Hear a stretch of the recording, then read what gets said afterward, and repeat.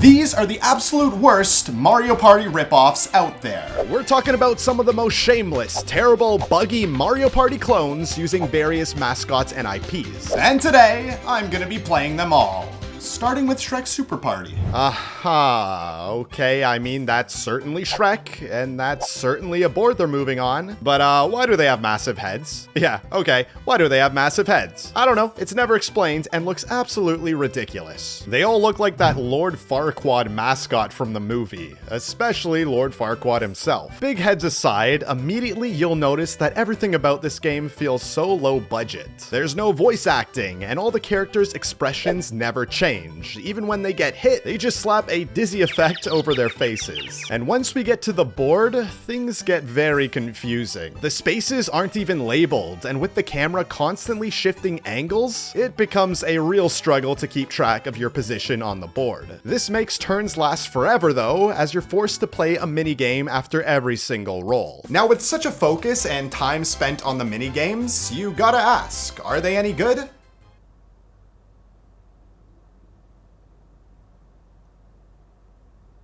They're so basic, they're so simple, you just run around and collect stuff for half of them, and the other half only require you to press A. This one has some of the worst movement controls ever, tank controls, for no reason, forcing you to slowly turn left or right through tight corridors. There's not a preview before starting either, just this text that appears and the game starts you instantly when you press play. And oh boy, this was only just the beginning of this video. Because every single game today will keep getting worse and worse until we reach the worst Mario Party clone I've ever played. A game that IGN gave a 1.1 out of 10. This video is gonna be painful, isn't it? So subscribe to help me numb the pain of making this, and for now, let's check out Pac-Man Fever. Yeah, he's one of the OG video game characters, and with Pac-Man having two very solid 3D platformers being released just prior, it only made sense for him to get a party game, right? Well, let's look at the characters first. We got all the main Pac-Man icons, like Pac-Man, Miss Pac-Man,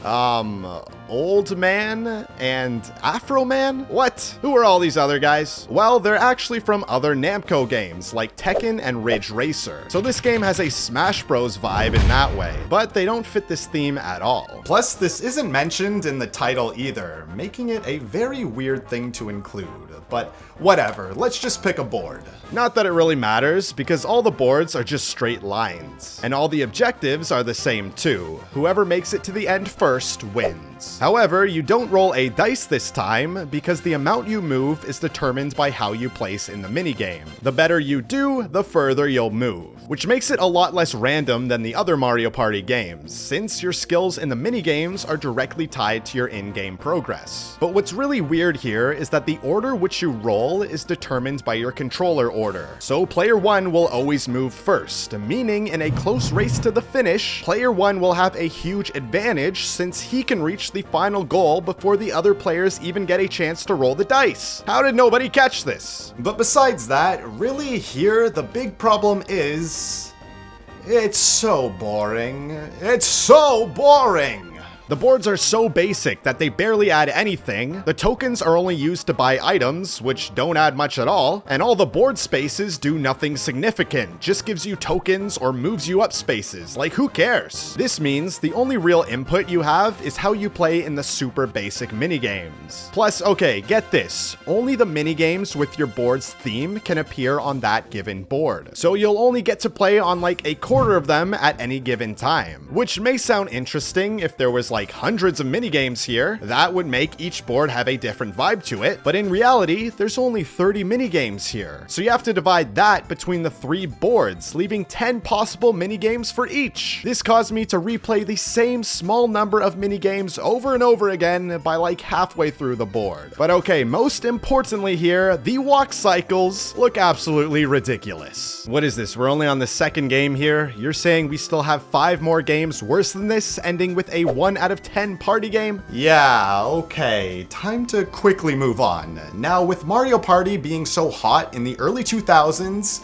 you already know Disney wanted in. So, They made Disney's Party, of course. It has all the iconic Disney characters here, playing on boards that are themed like the amusement parks and even developed by Hudson Soft, the guys who made Mario Party. What could possibly go wrong here? Well, remember how Mario Party 9 made everyone move together in a car? A concept that everyone hated and was quickly abandoned after only 2 games? Turns out, Disney Party did this concept first. Great. Yes, instead of everyone individually rolling a dice and moving across the board, you all move together and everyone votes on which space they want to go to. The most votes have a bigger piece of the pie and the wheel is spun. This makes it feel less like a board game and more like an event selector with unnecessary walking cutscenes in between. You can speed this up, but instead of actually making the characters walk faster, it just increases the game's speed, with birds and waterfalls moving quicker too, which is just hilarious. But this game has the opposite problem of the last 2 that we looked at because it is so overly complicated.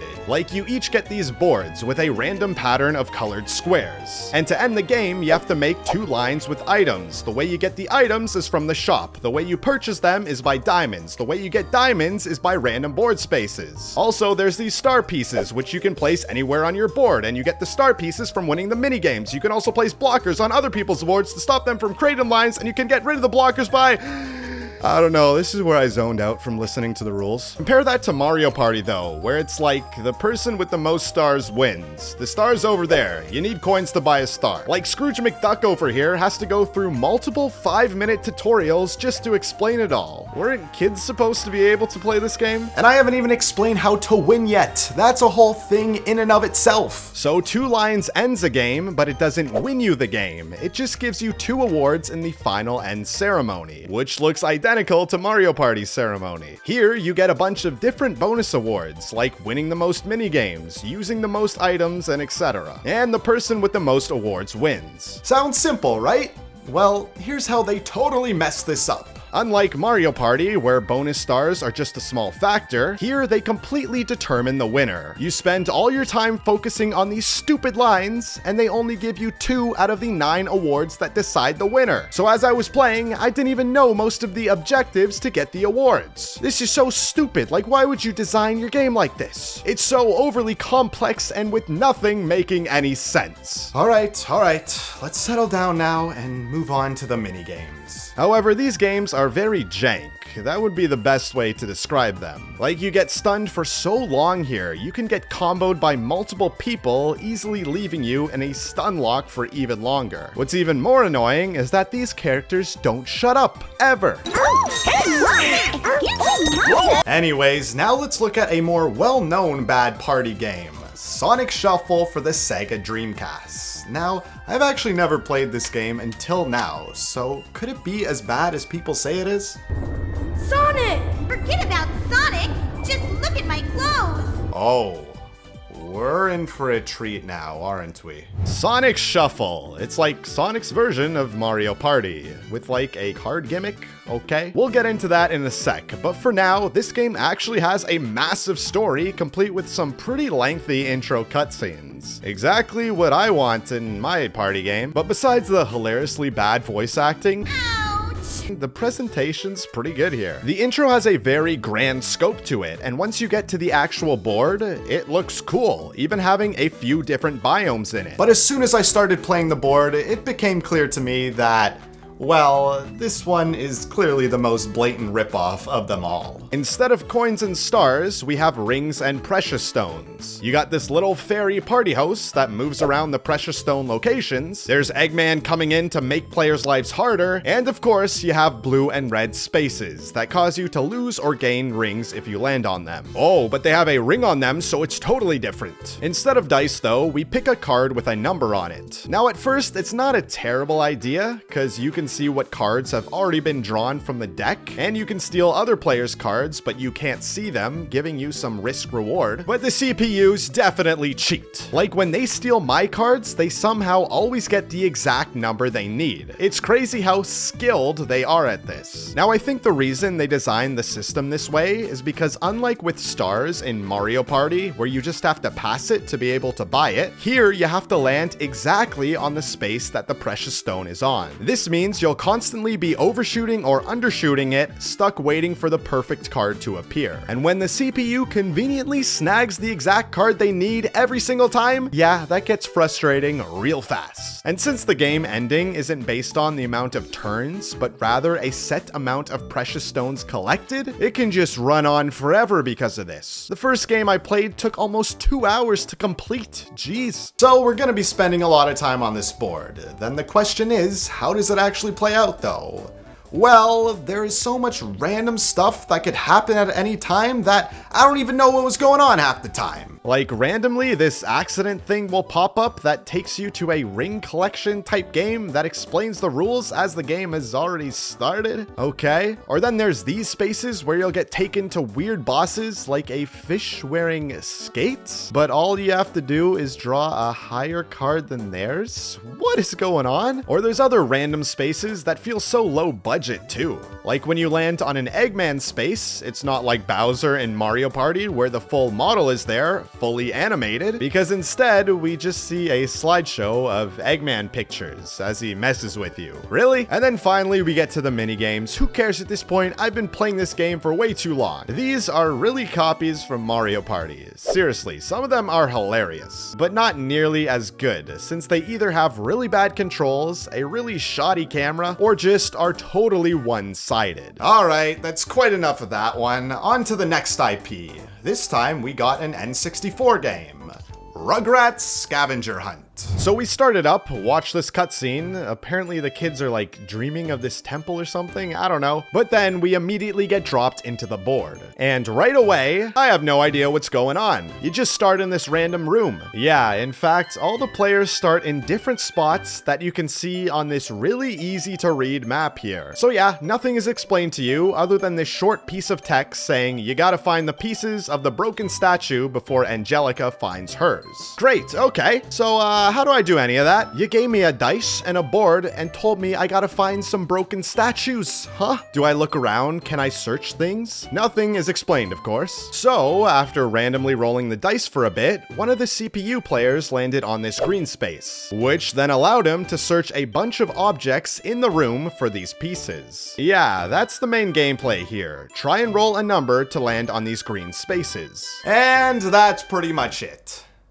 Yeah? No, seriously? That's literally all you do? There's not even any minigames here even. And that has to be one of the biggest flaws here, a lack of minigames. Mario Party would be way worse if you just played on the board. The minigames were a perfect complement, and when removed, you see just how boring this really becomes. Like, okay, there's this sleeping mechanic where the more spaces you move, the more sleepy you become, and if this counter hits 0, you lose a turn. You can recover sleep by eating cookies, which are basically coins here, but who cares? One missed turn is such a minor inconvenience to worry about since all the other babies are on your team and are rolling that turn anyways. Oh yeah, did I mention that it's not even competitive? All the human players control the baby characters and have to work together against Angelica, who is the CPU. So it's basically a co-op game rather than a competition. What? I want to compete against my friends, not the computer the whole time? Like, it was so anticlimactic at the end, where it was just like, yay, babies win. We're all winners here. You beat a computer. Honestly, I think there's absolutely zero skill required to play this game. Like, seriously, I'm trying to think of any skill requirement here, and I just can't. You just have to land on the green spaces, which is determined entirely by the luck of the dice. And then you randomly choose an object that you think the piece is in. There's not even hints in the board or the environment for where they are. Nah, that would be too much depth for this game. I guess if you want to argue that avoiding Angelica is skill, then fine, I guess. But all that involves is going to a different room than the one she's in. And it's not even that bad if she catches you. She just steals like 10 cookies, that's it. So in conclusion, this is a Mario Party game without any mini games where everything is entirely luck-based and you have to fight against the computer. It's literally the opposite for what you should do when you make a good Mario Party game. On that note, now we come to possibly the most random and strangest Mario Party clone game that I've ever played. Mary-Kate and Ashley Sweet 16 License to Drive. Yeah, the Olsen twins. Do kids nowadays know who these girls are anymore? Let me know in the comments, guys, because I'm curious. They were child stars in the 90s and early 2000s, starring in Full House and many standalone movies of their own shortly after. But I don't know if they were big enough to warrant their very own Mario Party clone in 2002. Ha, yeah, you thought I was kidding, huh? Well, I guess that's supposed to be them. Sure. And okay, just hear the plot of this one, because it's hilarious. So Mary-Kate and Ashley are throwing their Sweet 16 party and just got their license. I mean, that much is clear from the title. But then you have to drive around these boards and find friends to bring to your party so you'll be the most popular one there. Yup, that's really it. But okay, fine. It's a story in a party game. While it is a pretty hilarious plot, the main thing that's important here is the gameplay, so let's give it a try. Now, the dice here seem similar to Mario Parties, but with one major tweak. The numbers don't change at random, they increase by 1, and the numbers move pretty slow too. This makes it incredibly easy to time your rolls and land on the exact number you want, removing any real randomness. And okay, for this game, I was just playing against the CPUs the whole time and not actual players, because, well, the less people that know I've played this game, the better. But here's the weird part. When the CPUs rolled the dice, their results seemed totally random. Meanwhile, once I figured out the dice followed a set pattern, I pretty well just won, as I kept hitting perfect 10s, so I collected friends the quickest, and the game lasted like 30 minutes total. And that's even considering how long the turns take. Yeah, the cars they drive move so slow, and besides that, the pathfinding of the cars is also super jank too. You think this would be pretty basic, but it seems to get confused, sometimes randomly slowing down or making weird turns out of nowhere. I know they just got their license, but that's still no excuse. And then there's the minigames. I mean, some of the concepts aren't bad, but the controls and physics are bad. This makes them really janky again and frustrating. Like at one point, me and all the CPUs literally just got stuck on each other. It's hilarious to look at now, but annoying to play. And when the minigames end, it has to be the most awkward ending screen I've ever seen. Seriously, I'm just gonna show you this totally unedited. So the game ends and the screen appears, okay, but then you literally just have to wait here for a full 10 seconds with no audio or anything until this press start appears and you can move on. Why is this a thing? Did they even test this game? But okay, while this game may be pretty terrible and all, you know what? I'm not gonna say anything, but I'll say something. I may or may have not been bobbing and singing along to some of these teen pop songs that we're playing in this game. And that's all I'll say before I lose any more manly points. I was just losing my sanity. Yeah, that's what was going on. Welp, time to lose my sanity even more. I didn't know if I was gonna make it this long, but here we are, the worst Mario Party clone game out there. Nickelodeon Party Blast. Is it normal to be this scared before playing a video game? Well, here goes nothing. Let's start it up and select Blast Mode. And it begins by starting you right in the minigame. Interesting. Okay. And once the game was over, it just replayed the same game, but in a different map. Yeah, something's missing here. I don't know, maybe the boards? Well, they're not in this game. The whole package is just a collection of minigames. Okay, but maybe they got rid of the boards in order to add more minigames here, right? Mario Party 4 actually came out the same month as this game, and besides the fact that it did have boards, it had 60 minigames included too. So maybe this game has like double that with 120 minigames. No? Okay, well, that was a bit high. 100 minigames would still be impressive. Not that either. Well, 80 minigames, that would still be really good. Still no? Okay, well, did they match Mario Party at least with 60 minigames? No? 40? 20? 15? 10? They didn't even do 10 minigames? How many are in this thing then? 7 minigames total, that's it! No other modes, no boards, no story, just 7 minigames in a full GameCube game. I can't believe I wasted money on this. But okay, let's calm it down a bit, and maybe with more of a focus on the minigames, they put more effort into each one, and add a lot more depth than a Mario Party minigame. Well, only one way to find out, right? The first one is Food Fight, where you'll have to pick up food and shoot people with it while trying to keep clean from other people's food. But this one just turns into a cluster. Everyone's just throwing crap everywhere. And since it's all about not getting hit, you can just hide in the corner from the CPUs and win pretty effectively. Alright, maybe pipe challenge is better. Here you gotta pick up a bunch of pipes and make a path to your end goal. Plus, you can steal and break other people's pipes too. And I don't know, this one's just like boring. A weird concept, since you'll be stealing back and forth the same pipe from your neighbor. Then there's Rollaball, which has you trying to score basketballs in the net for points. But this just boils down to find the basketball first and shoot it in the net. All you do to shoot is just press A when you're close enough and it will always go in. You can't miss. So really, you're just taking the ball to certain spots while trying to avoid obstacles. Then we have Squirt and Splash, where you have to shoot people to get points or knock them off the ledge for more points. But doesn't this sound familiar? There's only 7 games, and this one's so similar to Food Fight. Could they not think of 7 different ideas for these games? Coin Rally is the next one, and at least this one is different. Not saying it's good, but it's different. This one's just super basic. All you do is drift side to side to get coins and avoid hazards. Then there's this clam game, where you just need to collect the most clams to win. However, this one has some of the worst controls I've ever seen in a minigame. See, you can't just move freely, because you got this cord attaching you to a fixed point. But the physics are so messed up because sometimes you can stretch it across the map while other times you barely go anywhere, making this game a very frustrating one to play. And finally, the last minigame is Goo's Squirter. However, this one is the only minigame that was locked, and I've played enough of this game already, so I can't be bothered to figure out how to unlock it. By the looks of it though, it seems like another shooter type game. Great, so on top of only 7 games, 3 of them have the same concept. But alright, fine. I guess at least the game is functional and playable.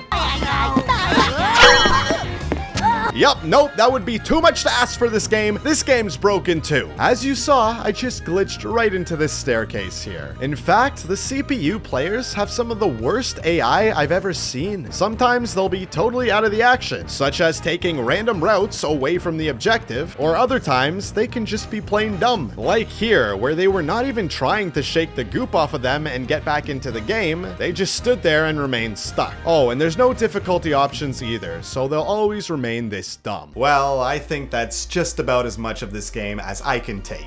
Let me know in the comments what you thought the worst game today was, but for me, the choice was pretty clear.